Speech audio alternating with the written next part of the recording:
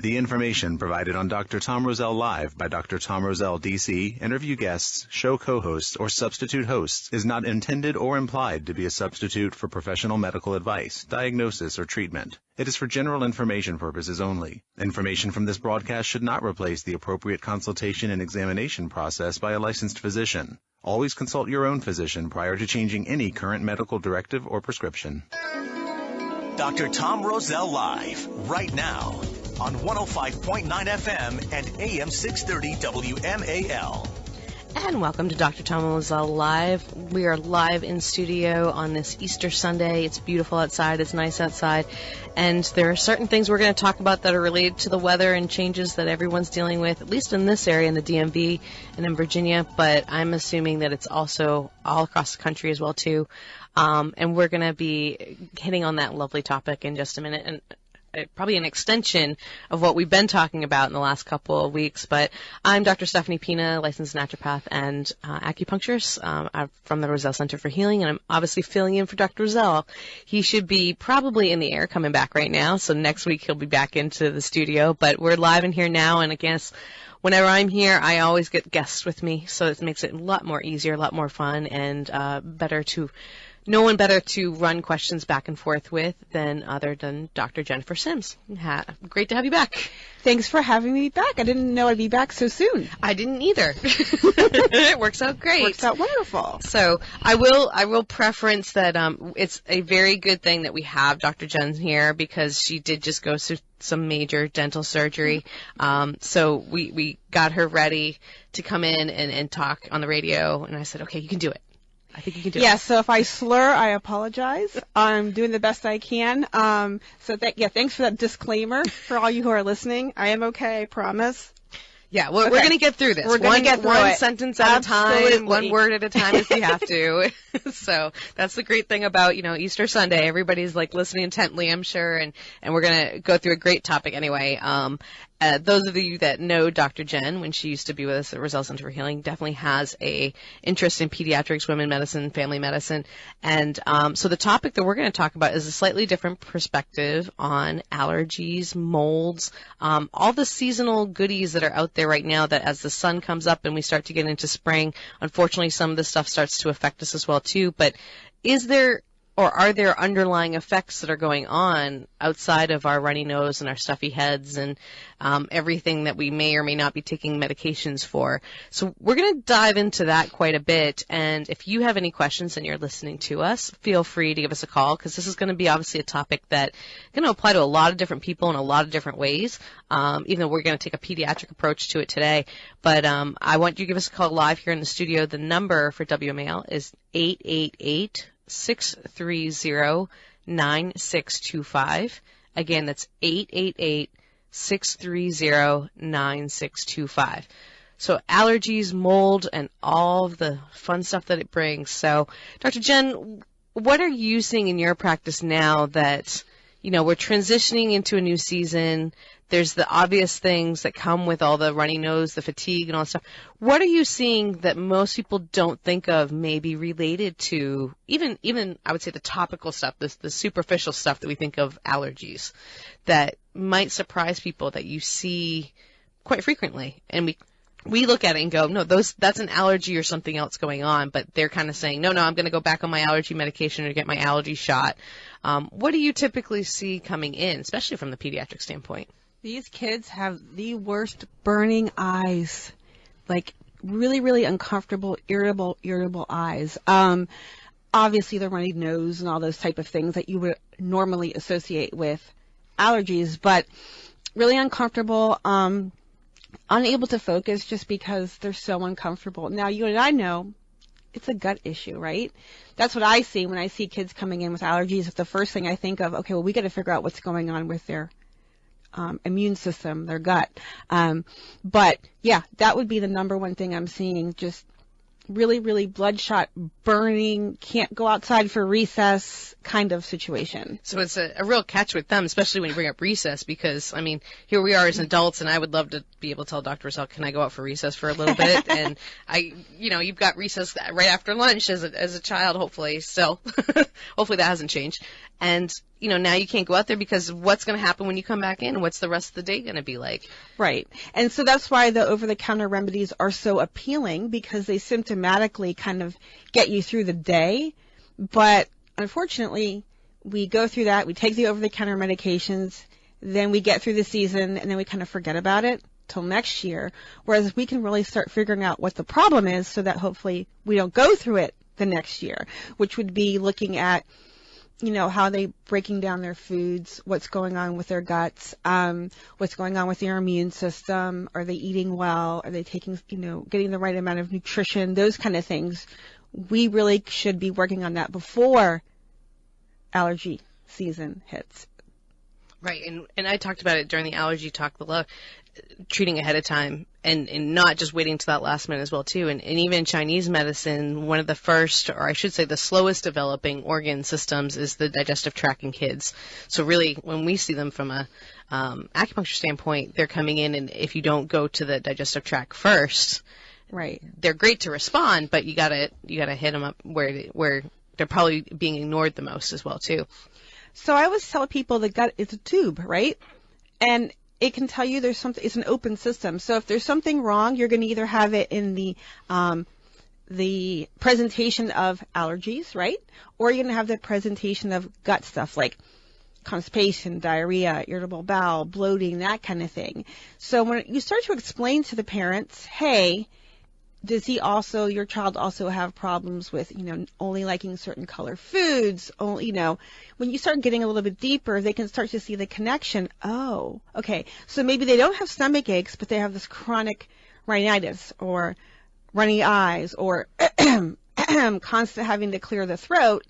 And then they can start to see, okay, well, I can see how this possibly could be related. Right. And it's got to be more difficult treating children because sometimes they're not necessarily coming forward and being like, well, I've been suffering for this for years and, this is what's wrong with me. And, it may be something that, especially if it's, and we're going to talk a little bit more about potentially when they're at school and different issues that they may be getting exposed to there, but something that maybe is a little bit better by the time they're getting home so their parents may not see it or their parents may be kind of picking up that there's something there, but not really sure what it is. And my pediatrician said that everything is fine and great, and it's just the outside pollens, and we should be fine. Right, and then they go the traditional scratch testing, allergy testing, all that kind of stuff, which really doesn't help much. It helps. Okay, it's the trees, it's the grass, it's cats, whatever, but it really doesn't help that suffering. Well, I think one of the good things is, when we look at it from a holistic standpoint too, is we always remove the exposure, right? Mm-hmm. And so that's step one, but unfortunately we can't just not go outside.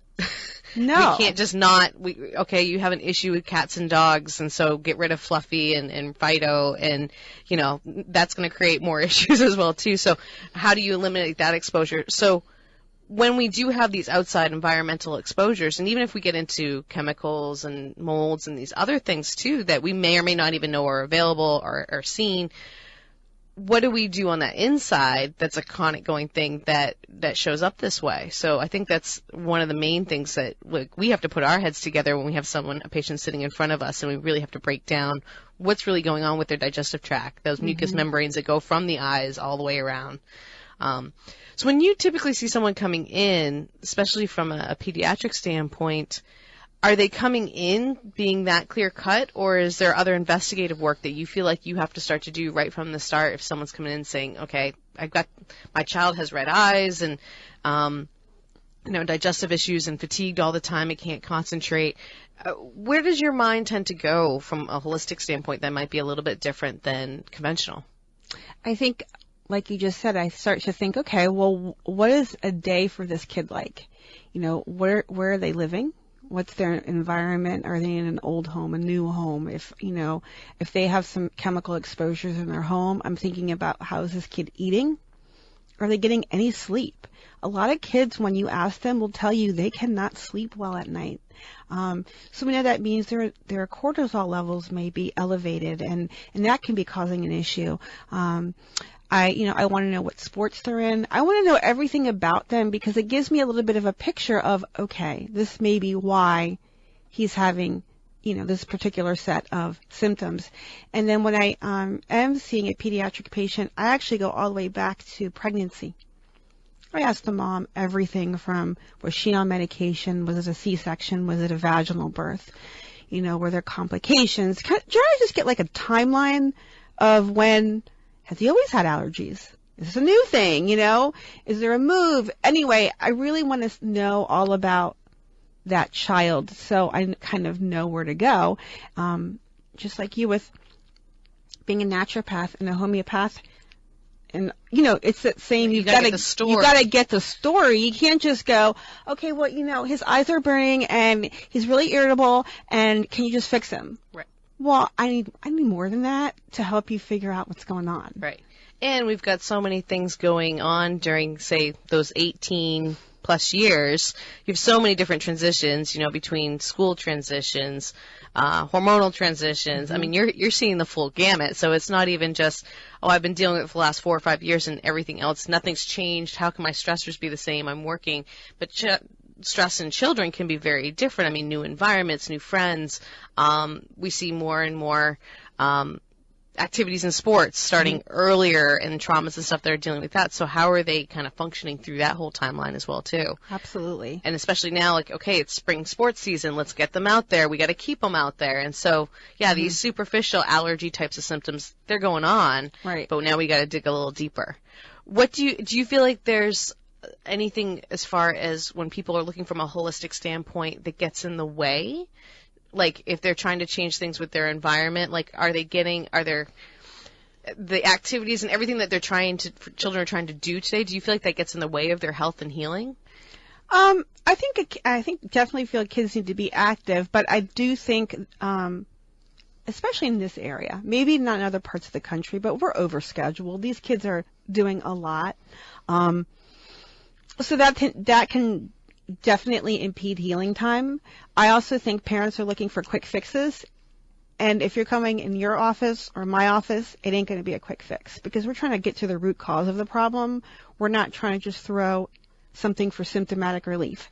So I think, sports in the event that they're getting to bed every night too late. They're eating every night out fast food because they don't have enough hours in the day to get their stuff done. Well, then, we need to look at that. Not necessarily sports are bad. I love sports. I think they're great. But what's going on in that kid's life? And that can be a little bit challenging, And sometimes it's also a big reflection of what's going on with the family life as well, too. Right. You're not just healing. It's usually not just their son or daughter that are coming in, too. Their family's part of their healing process. Right. It can go either way, right? Right. They can be healing them or kind of not so quite healing them. So we have Dr. Jennifer Sims of Blue Sky Health and Wellness in the studio with me, Dr. Stephanie Pina today, filling in for Dr. Roselle. And we're going to be taking questions and going over allergies, pollens, molds, everything that's got the seasonal mix going on. But essentially, what else is that doing to the body? Where else is there inflammation that we need to pay attention to? And essentially, how are we going to start to look at this from a different perspective? You've been listening to us talk about allergies, headaches, everything the last couple of weeks, but let's look at it from a different perspective and also from the perspective of children as well, too. We're going to be back in just a couple of minutes, and you're listening to Dr. Tom Roselle Live here on WMAL.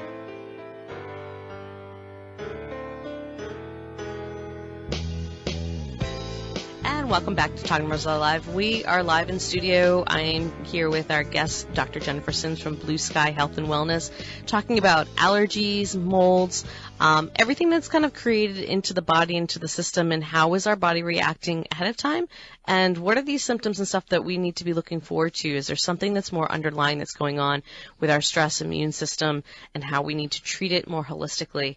We're going to go to the phones. Pete, how can we help you? Yes, hi. I have a question for you. I bought a pan yesterday, a saute pan, and I haven't used it that, and I still bring it back depending on what you think of it. It's ceramic non-stick pan, and so I presume it has no Teflon. But it also says it has no whatever these chemicals are, PTFE, PFOA. What is it about those things that make them a no-no? I think there's some information that you can find on the different chemicals that are out there, and I think the EPA has got some information on how a lot of those chemicals that are on pans, especially related to Teflon products, get off into the foods and into the water, and can create some issues as well too. And that's why I think you're starting to see, I don't want to say more organic type of pans because that's not the right word, but different types of materials come out that are non-stick as well too. So we might have to use our own natural things to help make pans non-sticky.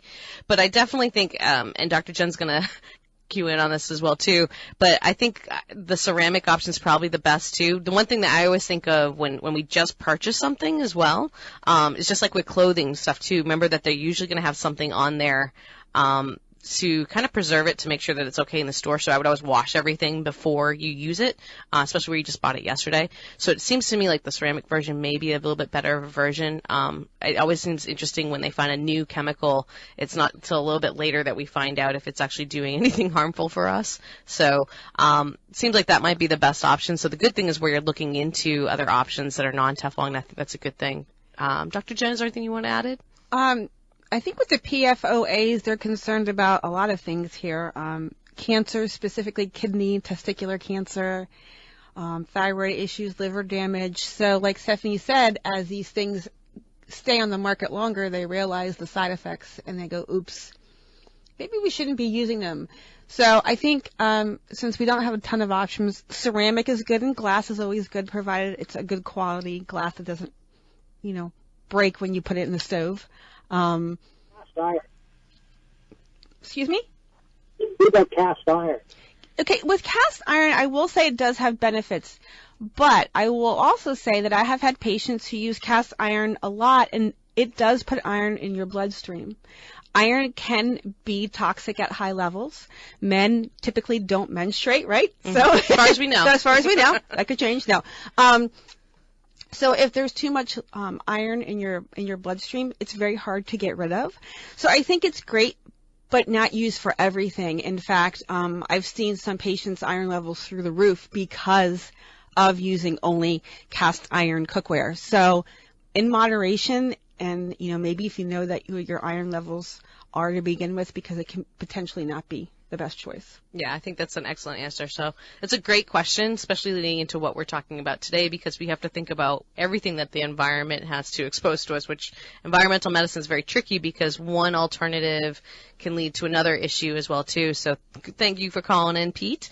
And so we're going to go back to the topic on hand of allergies and mold. And so we see an interesting trend, and you can definitely speak for this in the pediatric community, of we get exposed to the world, we're born, and sometimes first things that sometimes parents come in for might be some kind of skin rash.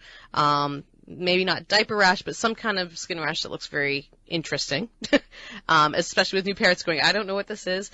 And then all of a sudden later on that starts to develop into the earache. And are they in swim class? And we're looking for all these different things. And then all of a sudden there's asthma issues and stuff.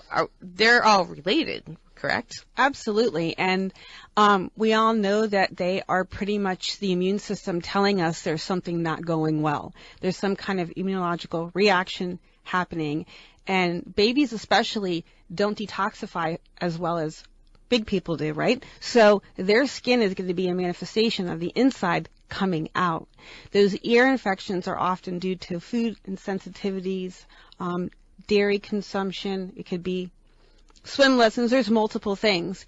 And then as things get left untreated or improperly treated only through medications, then we start seeing the asthmatic kid. I have babies coming in that are being tented with nebulizer type of treatments.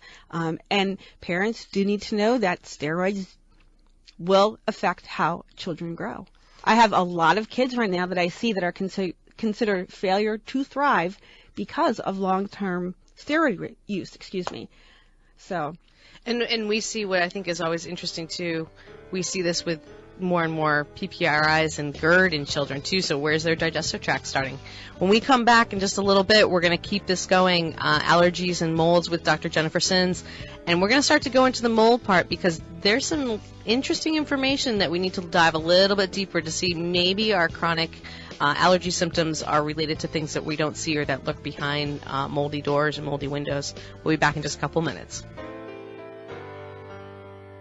Dr. Tom Roselle Live continues now on 105.9 FM and AM 630 WMAL. And welcome back to Tom Roselle Live. This is Dr. Stephanie Pina filling in for Dr. Tom Roselle, and I am in studio live today with Dr. Jennifer Sims from Blue Sky Health and Wellness, who's got some great information, and we're going to even tell you how she's going to give you more information towards the end of the show, so make sure you're listening all the way through on this Easter Sunday. We're talking about, obviously, the allergy issues that are going on right now. What's beyond the symptoms of the runny nose and the headaches and the pressures and the fatigue and stuff? Why do we get these on a seasonal base, and what's really underlying, and what could else be going on too?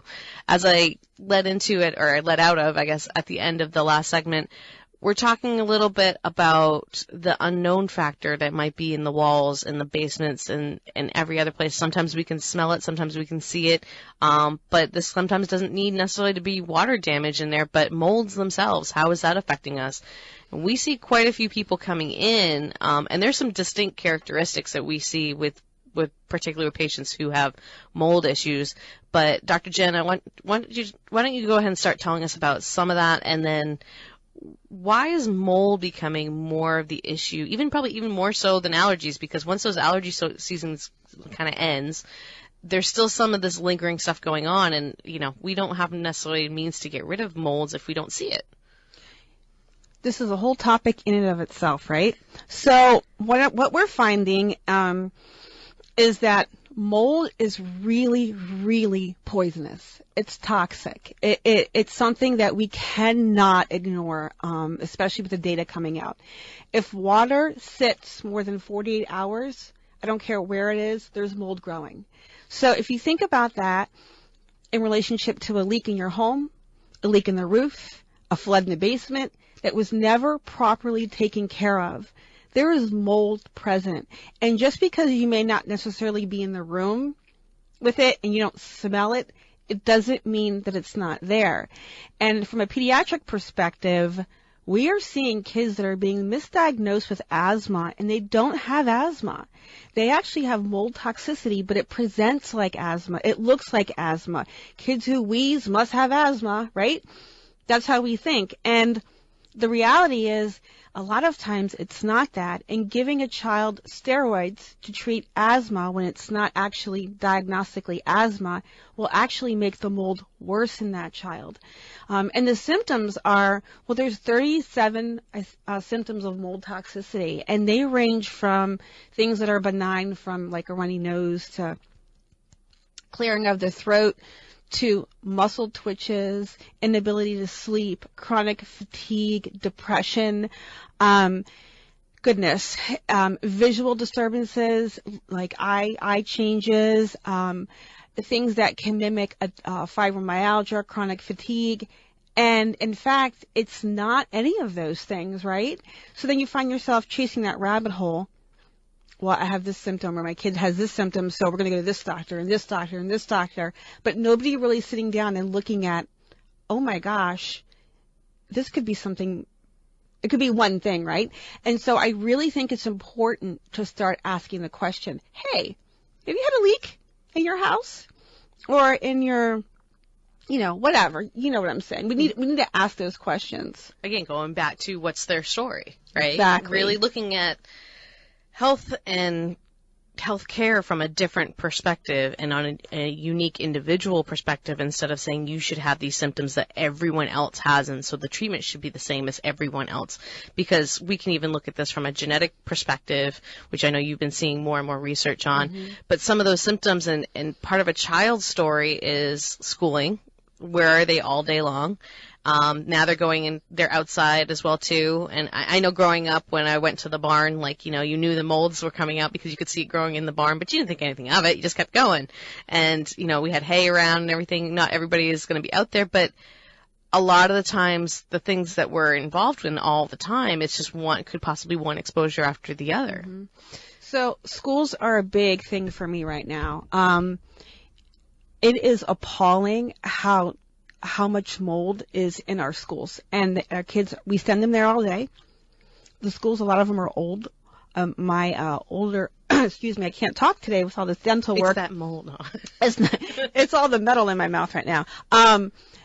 My older son is in a school where they're completely renovating it. You can smell it. You can smell the mold. You can see the mold.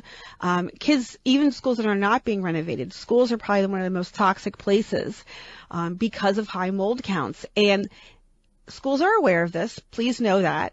And they usually just send the janitors in with Clorox or a vacuum and very superficial cleaning.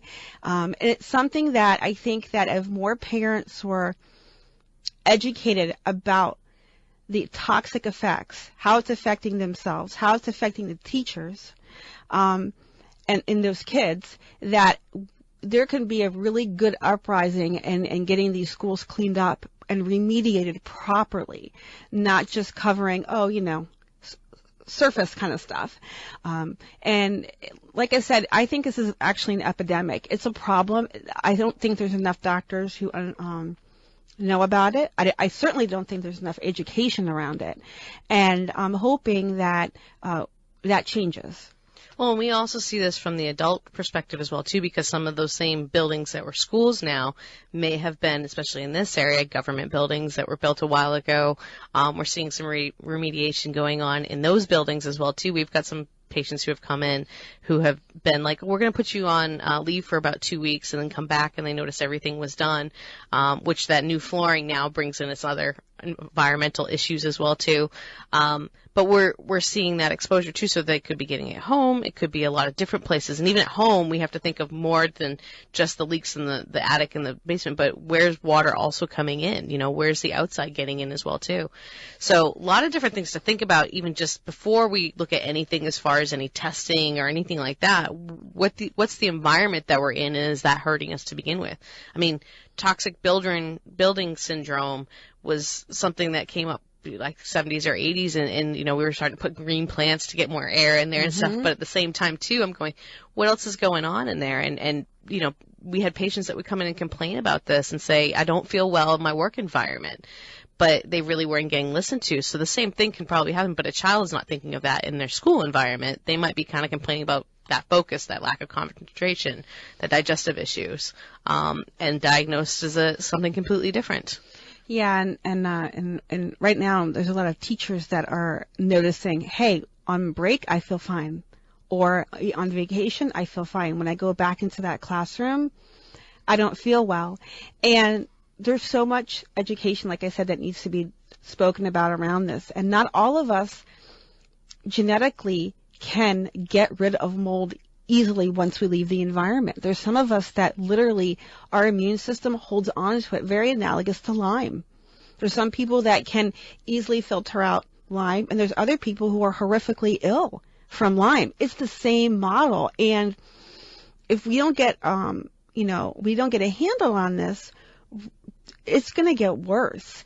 And if we don't, start doing the proper testing, asking for the proper testing, even with mold kits, understanding the right kit to buy, we're not going to know. And, we see so many people, kids too, but adults in your practice on so many meds.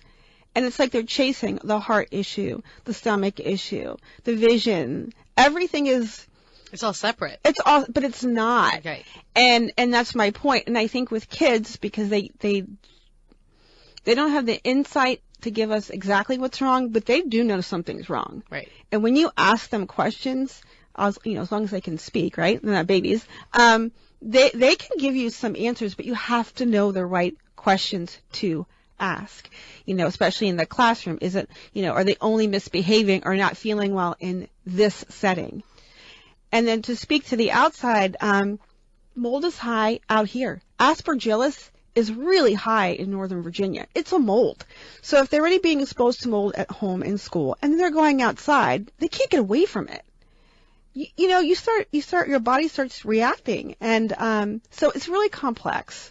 So when we look at that, if we think there's exposure there, whether it's a child or an adult, what do we know that's starting to happen? We see these symptoms. They may be familiar with it. They may have, like I said, gone to a bunch of doctors. Everybody looks at things on a separate level and says, okay, this is what we think is the treatment.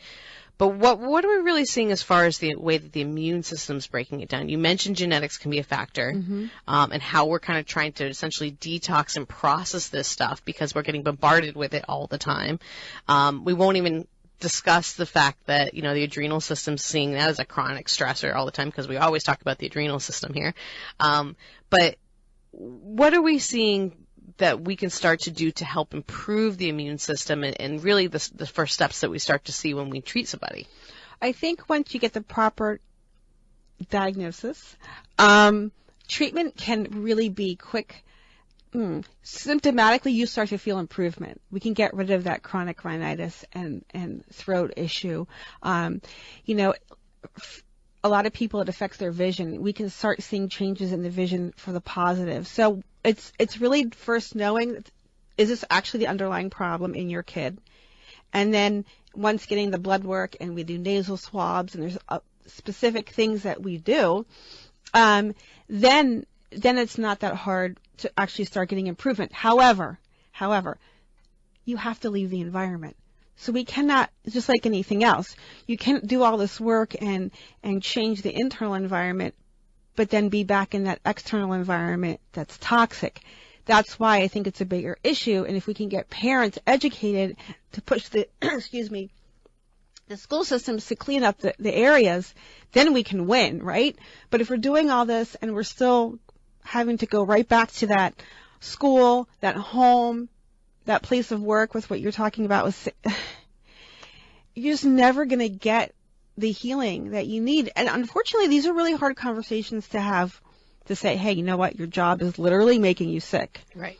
Yeah, whether you're the employee coming in or the student saying, hey, what's going on with this, or you're that building owner as well too. There's a lot of different ways to kind of look at this and kind of say, okay, when do I have to put the money in for remediation? When do I get tested? What do I do about this if we find it? Right. A couple weeks ago, I think I mentioned on the allergy one that thanks to actually a contact that Dr. Jen had, that she has in her resources, was able to have her home looked at.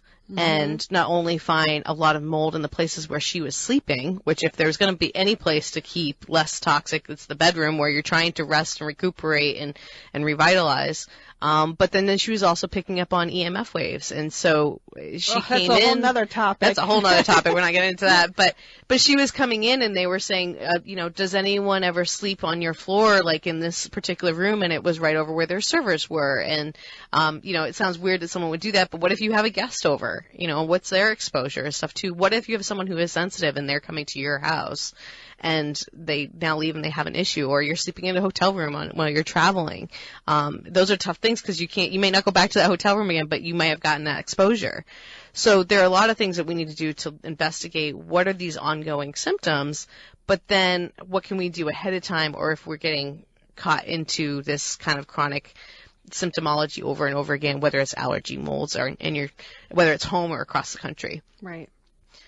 You're listening to Dr. Tom Roselle live, and this is Dr. Jennifer Sims. We're talking about allergies and molds from a different perspective, not just about your runny nose and your itchy eyes, but what's internally going on to help break down these symptoms, and is there other things going on?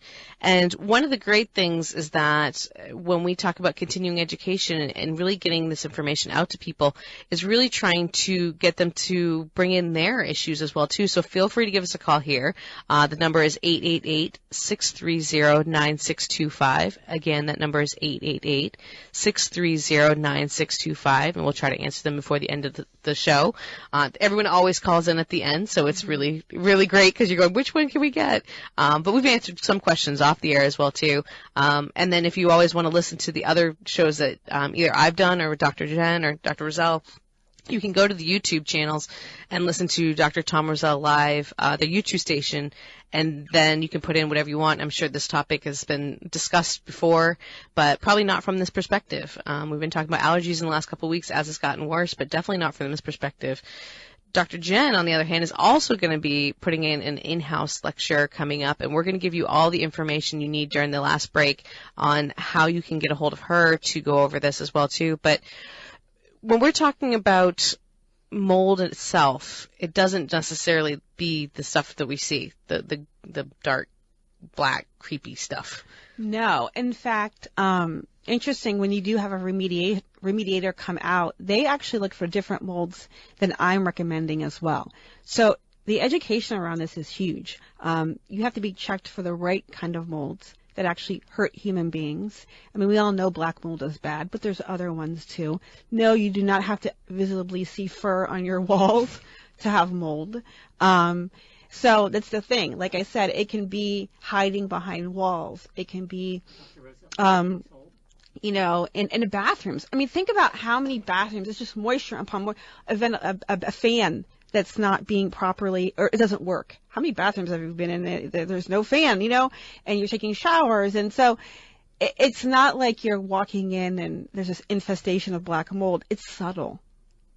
I've seen it in carpets. I've seen it in windowsills. I've seen it in windows that are leaking. Maybe you're in an old home. Maybe you just purchased a home. You don't think about stuff like that. But those symptoms will start to creep up in those really what seem to be benign places. We're going to be back in just a couple minutes, continuing to talk about allergies, molds, and the effects that it may be having on you. And we're going to give you the information about Dr. Jen's incoming in-house lecture that she's going to be having with her contact information as well. And we'll be hitting the phones as well. So stay tuned with us, and we'll be back in just a moment. 105.9 FM and AM 630 WMAL. And welcome back to Dr. Tom Roselle Live. We are live in studio taking your questions and talking about allergies, molds, and what it might be doing to the body outside of just the typical runny nose and fatigue and stuff that we get with seasonal allergies or short-term exposure. But how is the body dealing with this? When do we have to look a little deeper? I'm live in studio with Dr. Jennifer Sims from Blue Sky Health and Wellness, and she's going to be having an in-house lecture called Can Mold Be Making Me Sick? Perfect. This is a great lead-in, I think, because I think if we haven't started to get people's minds thinking about this, this certainly is going to do it, so they'll even have their questions ready to go for you. And that's going to be at her office on it's Tuesday, May the 28th, which is the Tuesday right after Memorial Day. And the best way to get a hold of her, if you want to register for that, is going to be to give their office a call, which is 703-975-9144. Again, that's 703-975-9144. And then you can also email her directly right off of her website, which is blueskyhealthandwellness.com. So that's all written out. So again, that's blueskyhealthandwellness.com. And there's a click on to contact her, and that's going to be the best way to get a hold of her if you're interested in this lecture, but also if you have any questions about this show as well, too. So, Dr. Jen, real briefly, the key topics that you're going to be talking about? The key topics really, because, my passion is little people, is really figuring out how we can get our kids healthy, figuring out how to get parents to start asking the right questions for their kids, knowing how to test for mold. And also, if anybody's listening out there that can get me connected into a school system that can also help me go teach these educators what we need to do and that this is a problem. But we're going to be talking about mold, testing, how to get rid of it, all that kind of stuff. But with me, it's always a kid spin on that. Exactly. We're going to go to the phones real quick. Paul from Alexandria, how can we help you? And thank you for calling in at the end of the show. Good afternoon. Can you hear me okay? You can. Good afternoon, Drs. Stephanie and Jen. I wish you all a happy holiday time, whatever your preference is in celebrating. Thank you for taking my call. No problem. I just wanted to give a little anecdotal testimony, if it's all right, regarding my allergy symptoms, which were more of what you were discussing, the nasal, the throat, the eyes itching, the coughing, the sneezing type of thing, and especially during springtime and fall. I noticed once I eliminated gluten from my diet, and for the most part, wheat, barley, rye, and oats, it was unbelievable. The allergy symptoms were greatly reduced, if not eliminated totally. And another thing, I sing in a bluegrass gospel group, a little amateur thing, but I noticed shortness of breath. But I noticed something when I took more omega-3s. I use flax oil capsules, about maybe 7 grams a day, and it was that was definitely eliminated all my shortness of breath. And I was just curious if you can comment on that or discuss that a little bit. Oh, absolutely. And I think that's a perfect lead into how do we support the system, especially the digestive tract, even though we're thinking these as respiratory issues, whether it's the breathing or the runny nose and stuff as well, too. Dr. Jen, did you want to play on anything else? I mean, taking gluten out is a fantastic thing. It's highly inflammatory. It's full of chemicals. I mean, I'm sure you guys have spoken about this multiple times on the program. And to speak to EPA and DHA and omegas, I could do an infomercial on omegas, on how they help reduce inflammation, repair the lining in the gut, help with the blood cells. So I think it's absolutely fantastic that you can call the radio program and give a testimonial on the power of just diet. Yeah. You're not telling us, oh, I took a bunch of medications. You're saying, I made a couple simple changes, and I can sing better, and I feel better, and that's fantastic. And I think so. Thank you, Paul, for calling. That was a great call for us at the end of the show. And what I think is really funny about that too, and what's great is sometimes it's not about the symptom relief. It's about the functionality of what we want to do. So where that can help him sing, whether it's an amateur group or a professional group or no matter what we want to do, I mean, those little things that we can tweak can be the right thing when we know, okay, let's decrease inflammation. Let's work on getting out some of these factors so the gut can heal. Let's work on sleep as well as too. So we look at all these little factors and they don't seem like much. Some of this seems like very basic information, but at the right dosing, with the right person, with the right monitoring, that functionality really starts to get better and better. I want to thank everybody for calling in and listening to the radio show. Dr. Roselle should be back next week, and you're listening to Dr. Tom Roselle Live. Have a great weekend.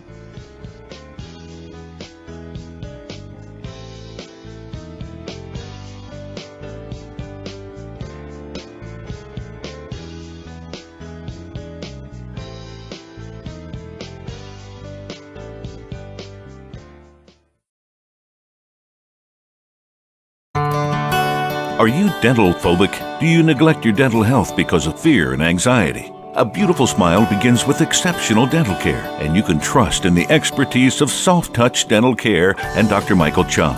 Soft Touch Dental Care is unlike any dentist office you'll ever experience. Their warm and welcoming environment is designed to soothe fears and anxiety the moment you arrive, and they're especially pleased to pamper their honored guest patients.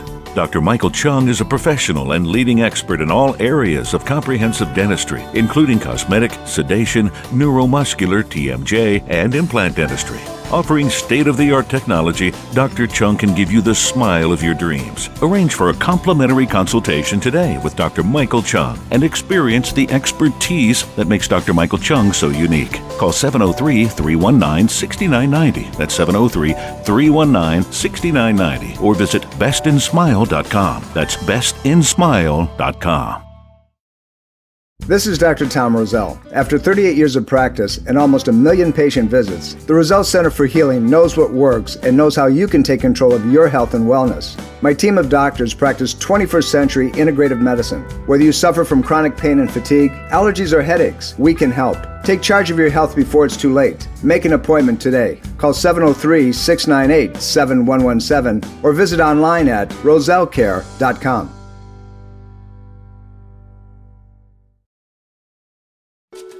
This is Dr. Tom Roselle, author of Ageless Health. Health is a do-it-yourself program. My book, now also available in audio version, is a step-by-step program of how to take control of your health and wellness without drugs or needless surgery. You have the capacity to change your health and level of well-being. Take control of your health today and order Health is a do-it-yourself program. For more information and to order, please visit agelesshealthbook.com. That's agelesshealthbook.com. Breast cancer is a major health risk to all women. It can silently grow uninterrupted for years. The Thermography Centers of Fairfax reminds all women to conduct monthly and annual breast exams. Consider a thermography scan from the Thermography Centers as an adjunct to your routine breast exams. Digital infrared thermal imaging is safe and non-invasive. For more information and to schedule an appointment, call 703-520-7591 or visit thermographycenters.com.